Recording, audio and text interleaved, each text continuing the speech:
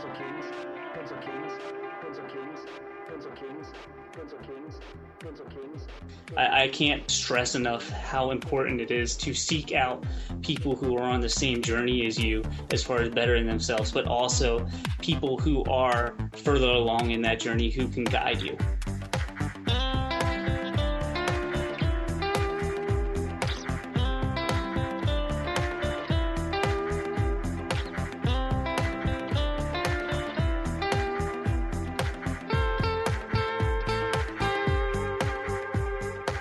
Ladies and gentlemen, boys and girls, this is the Pencil Kings podcast. I'm trying to ramp up the energy today because I woke up a little bit late, and I'm excited today to talk to Derek Rodenbeck again. If you've been listening to the podcast for a while, you've heard Derek's story as he has been going through this journey of starting a t-shirt company.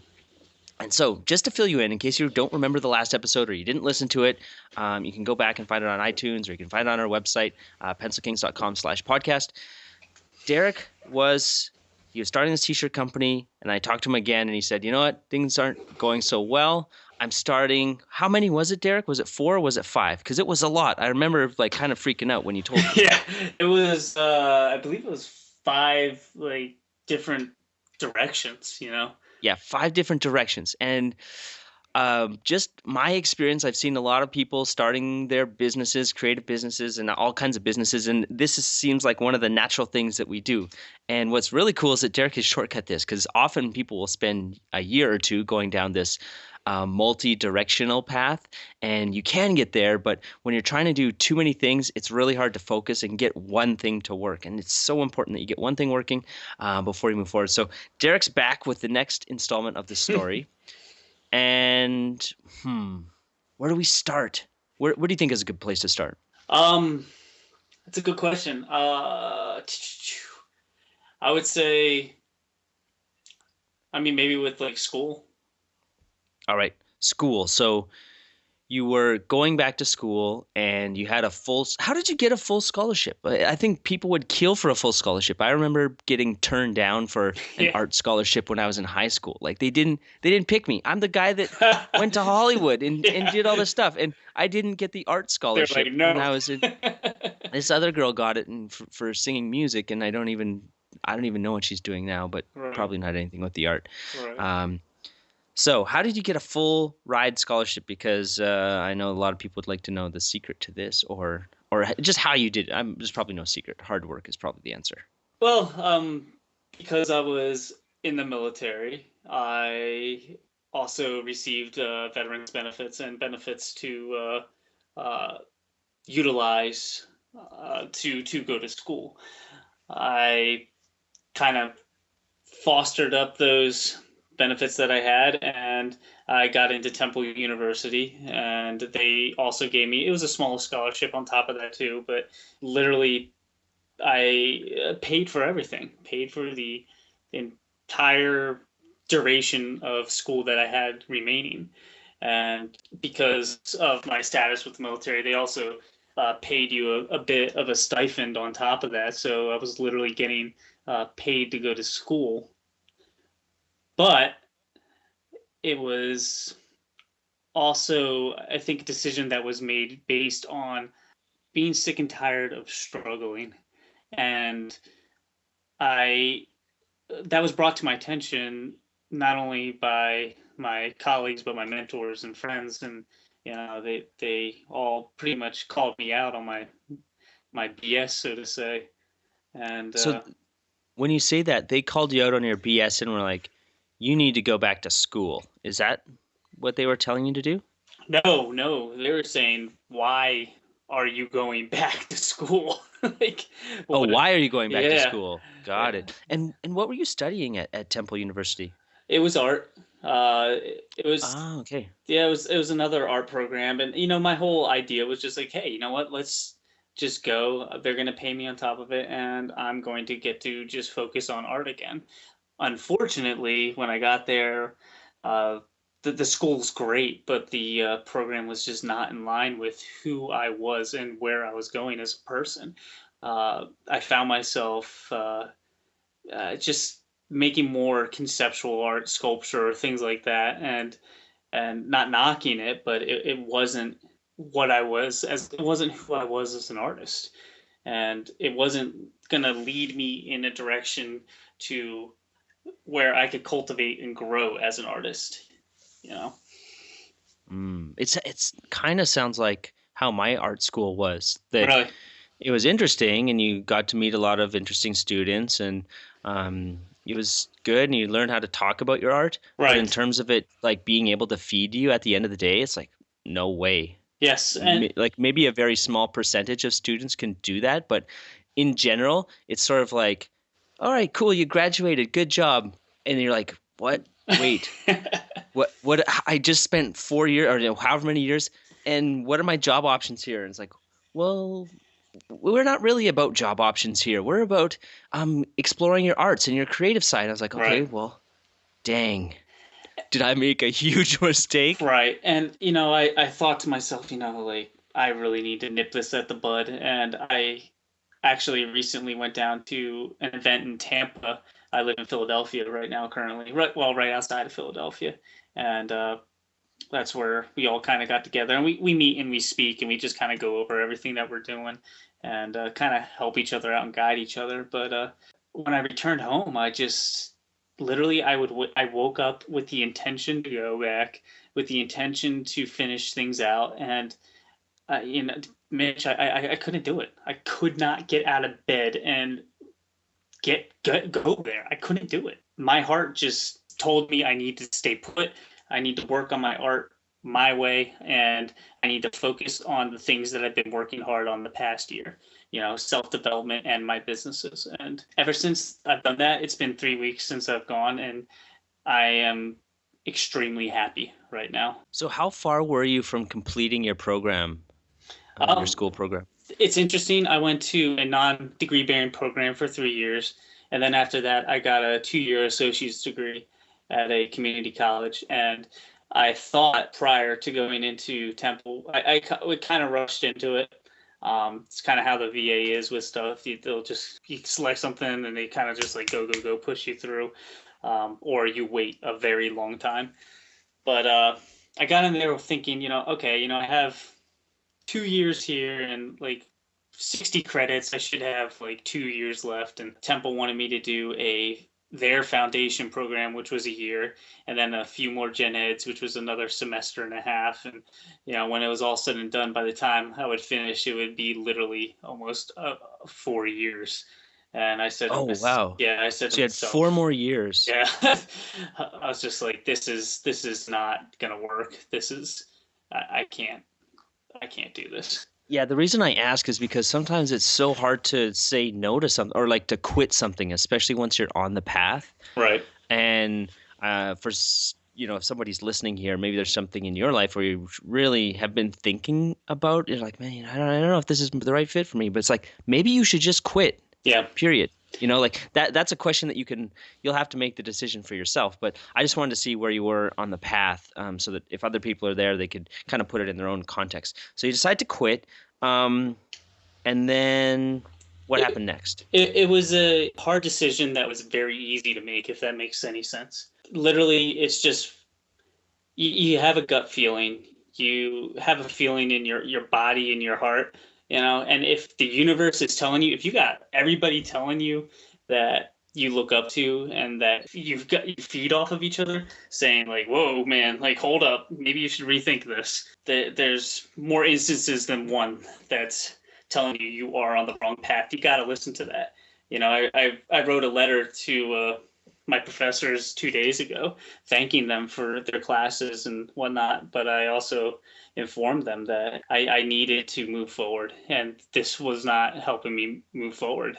So yeah, I mean, that's kind of really where we are with the school. I'm just kind of finishing up everything there and getting everything finalized. And for my transition out, I guess I'll withdraw from everything. But I honestly haven't paid very much attention to it the past couple weeks. So yeah, well, you can always go back too if you wanted. Like, you just have to make sure whatever credits you have, or like figure out what the deal is. I think credits expire after a certain point, but once you know that, then you're pretty much free. Like, you're mentally, you just created a lot of space for something new. So what have you been doing since you made the decision to quit, and you've been working on other things? awesome stuff has been happening, actually.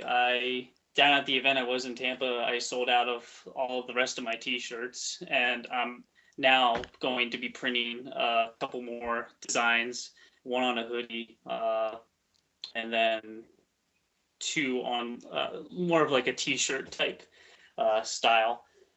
Just trying to take in consideration winter and whatnot too. But I gotta stop you for just 1 second because you just said this so nonchalantly, like, I went down to Tampa and I sold out all my t-shirts. When we talked last time, the mental image in my mind was you in your apartment with your beautiful dog and all these boxes of unsold t-shirts, and maybe you had some in your car, and I was just like, oh man, I don't know how this isn't looking so good. And I can't remember how many t-shirts you had on hand, but it was a lot. I mean, it's a huge thing to be like sold out of anything. Yeah. I mean, I'm sure there's people who have gone through this process and they just had to donate them to Goodwill and be like, yeah, here's my t-shirt dream, but you sold out. So tell me about this selling out thing, because it couldn't have been you just showed up there and be like, hey, I've got these t-shirts, and people are just naturally rushing and buying them. There had to be more to it. It kind of was that, to be honest. I didn't have to do anything. What? Yeah, it was market. No. It was market validation. People liked them, and they bought them.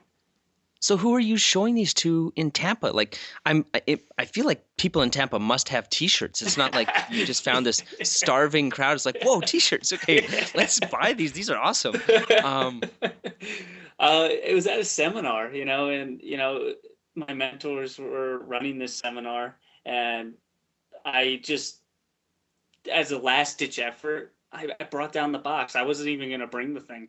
And I drove down the 18 hours, and we had our meetings, and then like 2 days later was the actual seminar, and they had a table set up with their shirts and then my shirts, and I wasn't there. Like, just a couple people sold them, and they came up to me. It's just like, we don't even have to sell these. People are just buying them. It's literally that simple. And it was really good market validation.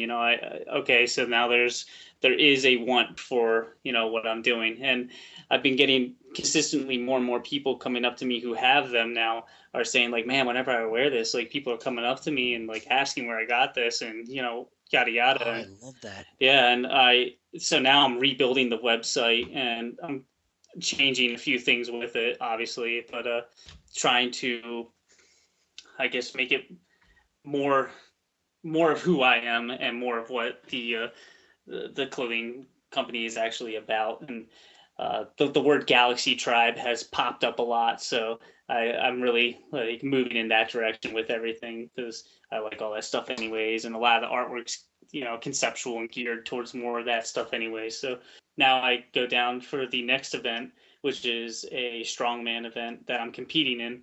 But I'm also sharing a table with a friend of mine who also owns a business called Monticelli. He sells Apple watch bands. He makes cool leather watch bands for Apple watches. And him and I are going to split a table down there. I got a couple of girls that I know that live down there, and I'm going to enlist them to sell the stuff during this next event. So I found that you can't just kind of like post things online. You also have to kind of go somewhere and make it be known that this is available, and people, if they like it, they will buy it. So it's you just can't just post something up and be like, all right, for sale. There's Right. got to be more of a hustle. There's got to be more of a grind with that, and I've learned that.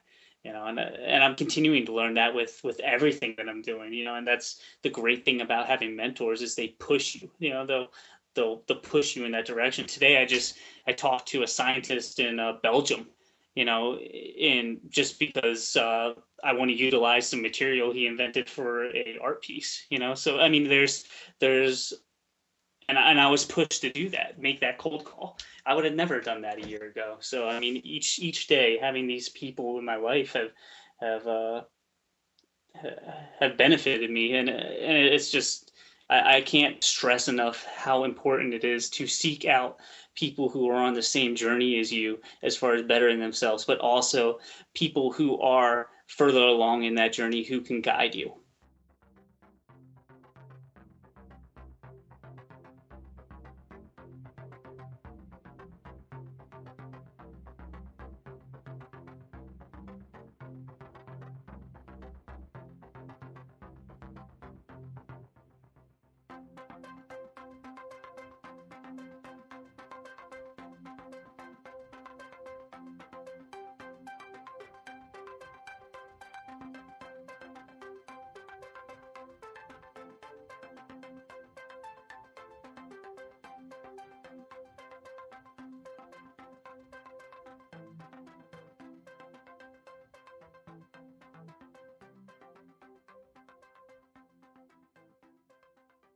Right. But I don't think you're giving yourself enough credit because nobody told you to bring those boxes down to the conference, No, right? yeah, no. You weren't going to do it. That was just it almost seemed like you're just like why not, you That's know? yeah, it really was. It was just like, let's see what happens. I have these, so let's see. You know, All right. So you sell out of these t-shirts. You all of a sudden have validated this. right, And now what's the next step? I feel like there's some I wish there was some more tangible lesson that people could take away from this right, because I know there's people that are struggling right, and maybe there is an event that you can go to. I guess the thing would be show your work to more people and right, do it face to face, like in a way where you could see them and you say like, "Hey, I made this T-shirt. What do you think?" And like, "Heck yeah, I want one. How much is it?" That's a great response. If they're right. like, cool, not really for me, then at least you could ask them and say, well, what would be for you? And once you figure out what that audience is, like what was the seminar that you were at? What was it, a business seminar or was it an art Yes, seminar or yeah. It was muscle? a mixture of that. Yeah, I would say so. A business seminar and also people who are actively involved in fitness as well, but a lot of Okay. people who are trying to become entrepreneurs and people who are investing in themselves and their own education and trying to move forward in their lives without being stuck in I guess, the confines of the corporate ladder. Okay, great. So here's the takeaway then from what I'm hearing is that online it's just really noisy and maybe it's hard to narrow down who that demographic is that Right. or who those people are who might want to buy your thing. However, when you do it in the offline way, you can see these people. You can see who's buying your t-shirt. You're like, Right. wait, only super tall guys are buying my t-shirt. So maybe there's something that appeals to tall people.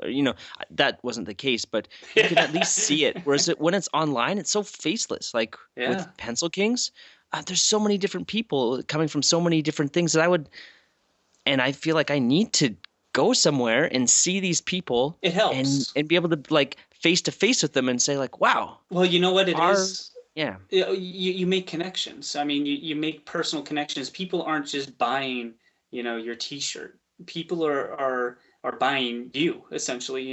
Who you are as a person and what it is that you represent. Like they're investing in you as a person and your ideals, and whether or not they are in line with them or not. That is a part of it. Now there is a aspect of, hey, this is a cool T-shirt. I really want this, but if you get to speak to somebody and really connect with somebody, that does also it does help. totally. All right, so you sold out and feeling good, and you're making some Yeah, more T-shirts. You're yeah. working on your website. What else is going on? I feel like your voice really changed.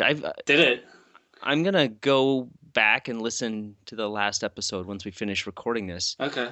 because I feel like there's a completely different energy. It's like I would say it's quiet confidence. You're not like boosting with like I totally have 100% figured this out and I'm on a rocket ship. No, I don't feel like you're yeah, there yeah. yet. No, I But haven't. you're like I've got something that I can hold on to and something that I'm not quite sure exactly what it is yet, but this is the direction that I'm going and I'm going to see where this goes. And that I think that's really the biggest thing.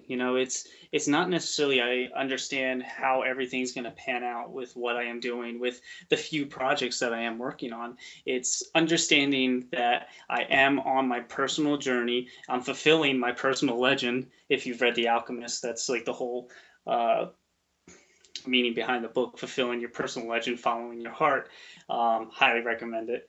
And I'm on that, and I know I'm on that path. And since I know I'm on that path, I know I'm being true to myself, and that is such a fulfilling feeling. How can you not feel confident with who you are and what you are doing and how you are growing? So I feel like the past month I have really begun to understand a couple concepts that I've been trying to understand for the past 2 years, which I thought I understood, and I'm still working on understanding, all these concepts within philosophy and how we perceive reality in life and whatnot. But as far as confidence go, yeah, I feel better. I was saying to you before this, I am happy for the first time in definitely I would say a long time, and it's been it's definitely been a struggle to get there, but it's just understanding how you can be true to who you are as a person and how you can be real with yourself with where you're going. I don't know. But do you feel, I understand everything that you're saying. I love The Alchemist. If you're listening and you have not read The Alchemist, it's often on like the top 5 books that people recommend to other people. It's a very short, easy read, and I highly recommend it. If you're into art, I think you'll dig the story because it's got magic in it, and Yeah, it's easy awesome to follow and easy to read. There's actually a comic. Oh, really? Yeah, there's actually a comic too. Cool. My friend, she's going to send it to me. She lives in Washington, I believe. No, Oregon right now. Very cool. So, but I feel like I've been on my journey for, I don't know, like 15 years here of what I'm trying to do now and what I'm trying to do with Pencil Kings, and it's evolving. But I never have felt like this is my legend, like I'm living my legend. I don't know what I'm doing wrong. Yeah. And I'm probably not doing anything wrong. It's just a process, and it doesn't necessarily happen quickly. And it's maybe it's something that you could go into the woods and meditate, and it will just pop into your head and be like, okay, I can come back to civilization now. I know what I'm supposed to do. Well, going back to The Alchemist, not to like keep references in this book, but when he goes to Morocco, what happens? He goes to the top of this hill and works in the glass shop for a year, even though he wanted to get on his way and get to the pyramids in Egypt, but he gets stuck in this glass shop working for a year, and doing that, he then learns, everything that he needs to learn to continue on and move forward. So maybe you're still in the glass shop, or maybe you've started moving forward with Pencil Kings. I've from what I've seen from Pencil Kings within the past year and from when we've known each other, I feel there's been a huge improvement with everything that you've been doing, and it's remarkable to see everything that you have been doing as far as getting things out there with Pencil Kings and the ideas you have. It's incredible. So you also got to give yourself some credit too, man. That's right. Yeah, it's easy to get stuck in thinking like, this week was a frustrating week. Right. But then if you look back and it's like, wait a second, what problems was I struggling with a year ago? It's like, oh, wait, we weren't even regularly putting out a podcast a year ago.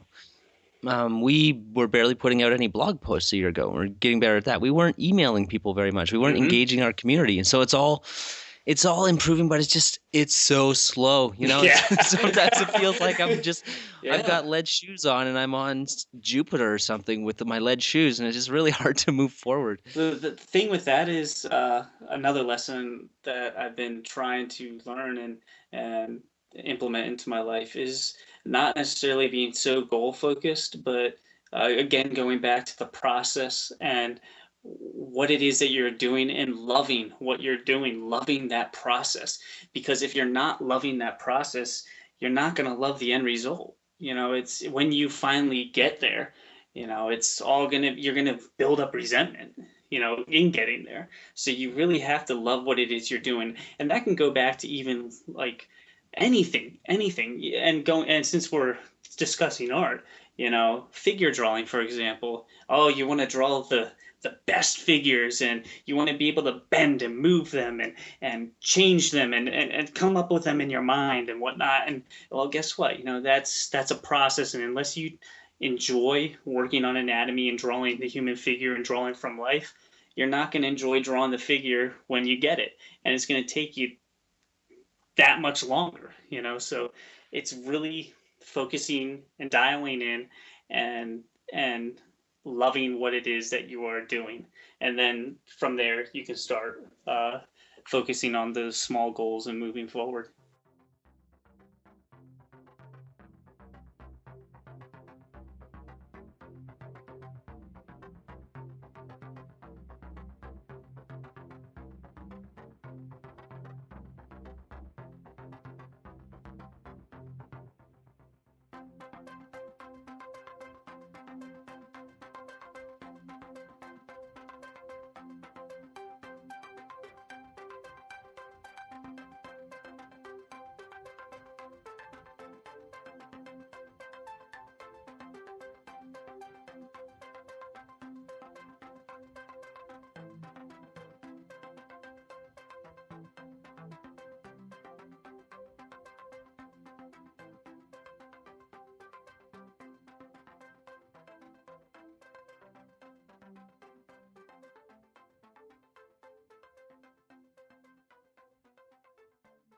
Yeah, that's really it. I recently read Big Magic, which is all about Big Magic. Oh, Big Magic. It's the author of Eat, Pray, Love, and it's about okay. how the creative process happens in her experience as an author, and where creativity comes from. And it's not from within. It's like creativity is kind of the way that I envision it was like these spirits that are floating around, or these ideas that are floating around. They're not like spirits that with an embodiment of a figure, but there's like these ideas, and they come in, and then you're like the vessel that they Well, you're able to turn it into reality, but these ideas are just floating around everywhere all the time, and you either act on it and it goes through you, and exactly. it may be great and it may not be great, but you have to love the process as well.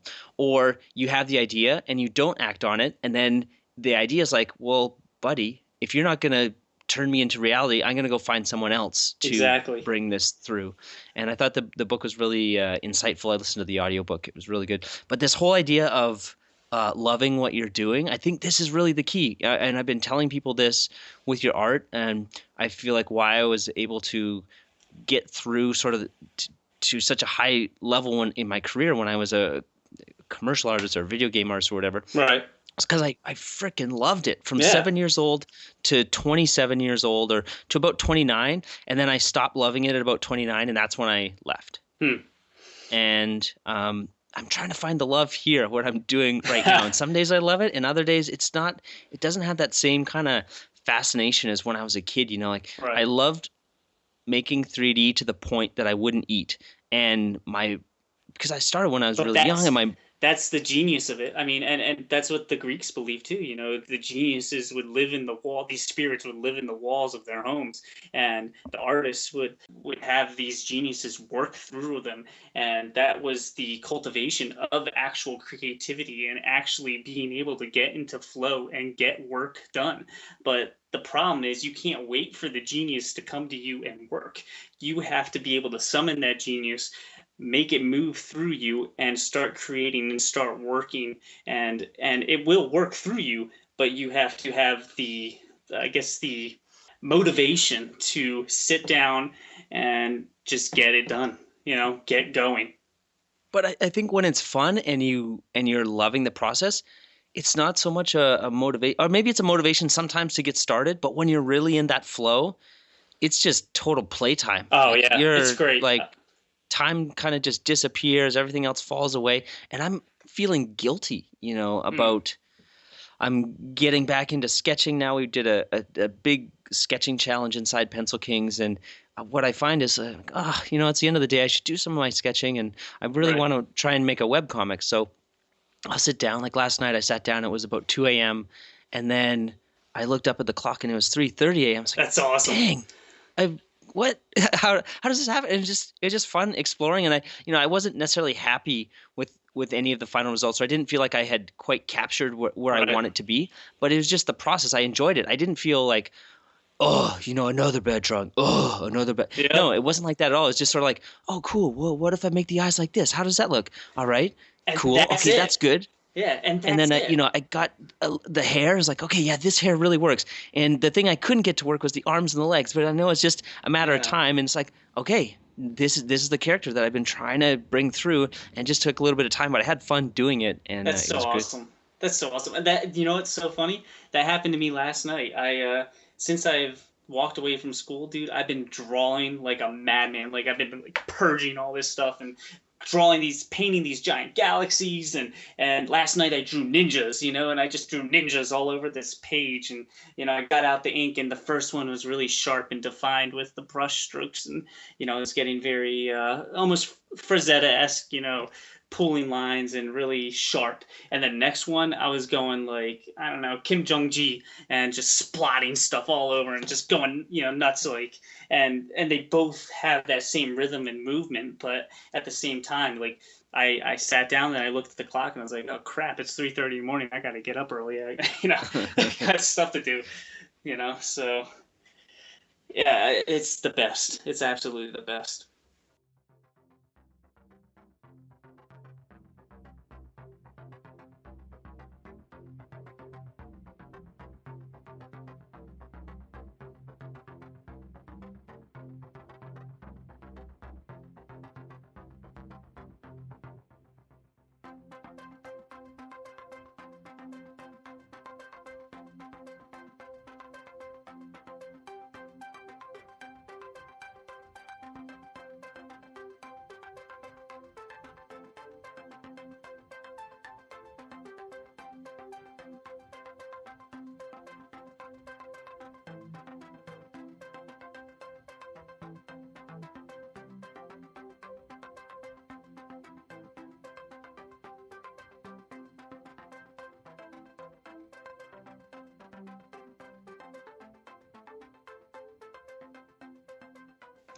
So what's the next step now for you? You sold out of these t-shirts. You've got a direction. Hmm. Um, is it more t-shirts and more, well, I mean, you said you're working on your website and stuff, but I'm more curious about how you're actually going to sell these t-shirts, because that's the thing that's going to allow you to continue to keep moving forward and pick up Right. steam. Is it like, well, this worked and it was pretty easy, I'm going to double my order and go to another thing, or see if there's other similar conferences I can go to? What's your game plan? I think the game plan is to do the thing that worked before. So I think the smart thing to do is to go where people are that are interested in kind of this similar things. So, and I've also been kind of like linking up with some EDM artists and musicians, and you can see if I can either go to shows and do something there, and also more of these like events, and see if I can set up shop and sell there and work there. That's really the idea right now of what I'm gonna do. Just trying to keep it as simple as possible. So what I think is really interesting here is that I feel the natural inclination for artists would be, all right, cool. I just made these t-shirt designs. I'm happy with them. I'm going to go to Comic-Con and sell these, or I'm going to go, or maybe there's the big Comic-Con in San Diego, Chicago, or whatever, Right. or there's these other cons, or maybe you've got a smaller local one in your city. But no, you're going where the artists aren't. So you're literally probably by a wide margin, the best designed t-shirt in the room, in the probably Right. like 10 block radius of, Yes. of the conference. And so Kind of the idea there. yeah, so I think this is really smart, and something that if somebody listening has been struggling, it's like, where could you go that you might be able to make a big impact that the other people aren't, that your competitors aren't, that you could carve out a small niche for yourself, and you can always expand that, but it gives you Right. something to focus on. And I think that's really cool, and a really great takeaway that you could take from listening to this is that if you've been struggling, it's like, where's that little sliver where you can get a little bit of Mhm. traction? And by traction, I just mean like, get some of those first customers, get talking to them, understand a little bit more who they are, so that then you can figure out what they really want. Because what you made, and not talking about your t-shirts, but somebody else, what you made might not be perfect for what they want, but when you've got a chance to talk to them face to face, you could ask, like, cool, you bought this t-shirt. Like, what other t-shirts do you wear? What do you like to see on your t-shirts? Then you can Exactly. start getting ideas, and then you can put your personal spin on it and come up with that next thing. It might even be better than your first one. Yep, exactly. It's all basically split testing. You put two products up against each other, or two designs or whatever, and you see which one does better and why, and then you test something else and you test it again and again and again and again. You just keep testing these things. So when's your next show? Next show's probably not going to be until, we're talking bodybuilding, right? No, we're not talking about it. We're talking. When's your next conference that you're going to? Oh, okay. Going to be selling your t-shirts, because I'm interested to, I want to follow up with you personally and just ask how it went. Does the success continue, or is there another roadblock? Because I feel like there's always going to be some roadblocks. It's not all just smooth sailing. No, It would be kind of boring, I guess, if it was. But that's what you do in business, though. A successful businessman, they strategize and figure things out. You can't just throw up your hands. You have to figure things out. That's where you become successful. The next one is going to be on November 21st, where I'm actually competing in the Strength Camp Challenge down in Tampa, Florida. All right, so you're going to be there, and you'll have your t-shirts with Yes. you. Yep.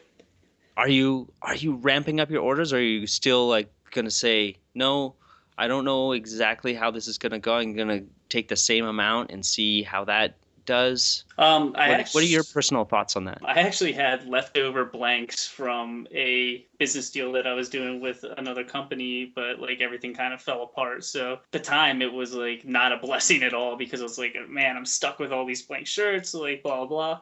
But now it's kind of a blessing, because it's just like, I have all these blank shirts. I don't have to buy them, and I'm just going to print on all of them. And all I really need now is to get some hoodies, and I'm pretty much good to go. So I should probably have, I'm thinking total stock, I'm going to guess probably around 100 to 150 pieces.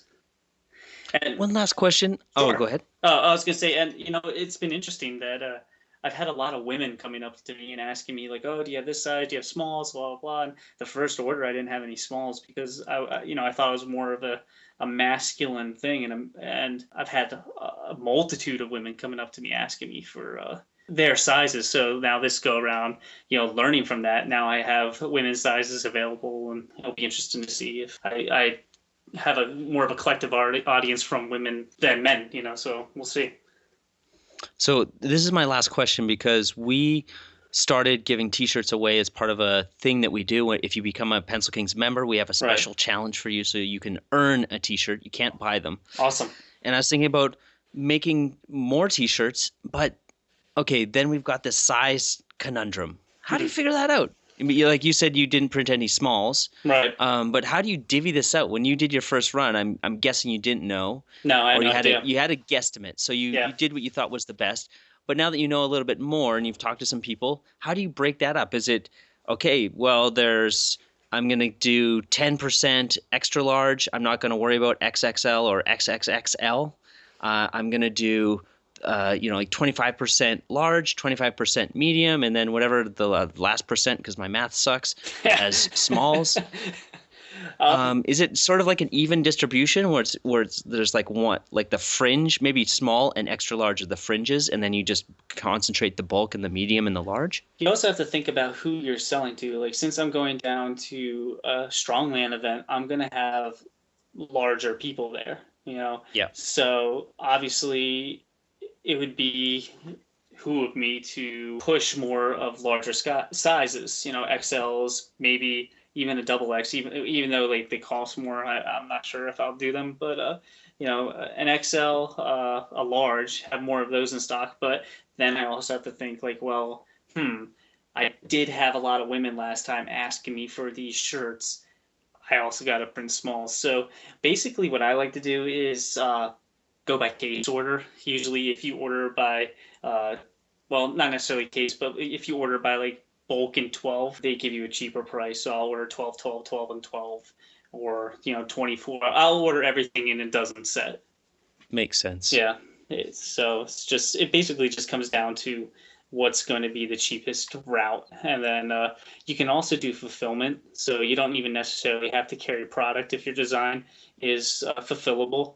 You could use the fulfillment center, and they're all across the country. And basically you send them their design and your business's information, and they will print the shirt on a shirt that they have there and ship it with your logo and everything on it off. You don't have to do anything. So obviously there's a very reduced profit margin for you, but at the same time, you guys you said you're giving them away, right? Yeah, we're giving them away. That might work out better for you anyways if you just did fulfillment, because you don't even have to think about it.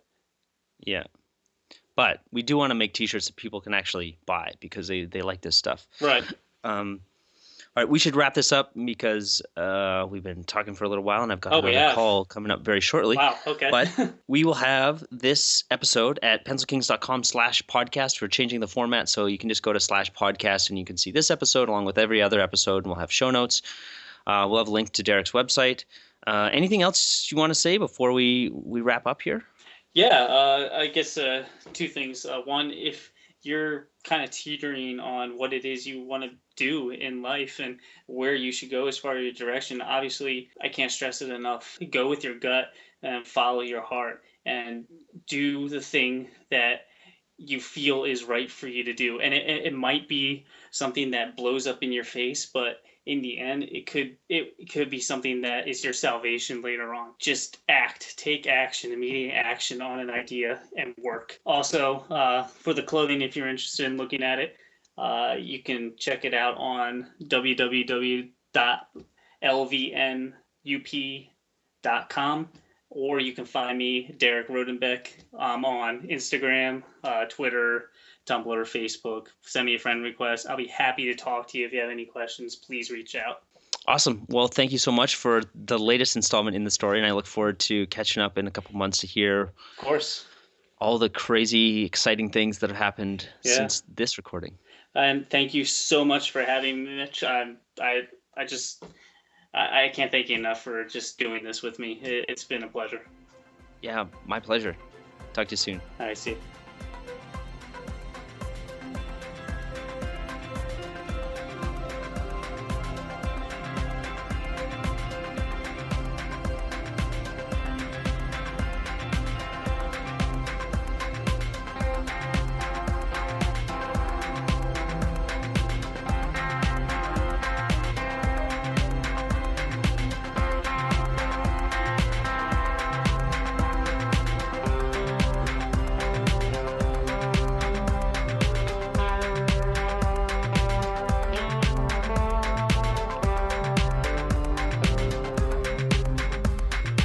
Demands patience, skill, years of practice. Ah, you talk like a fool. I would trade a century of practice for an ounce of inspiration.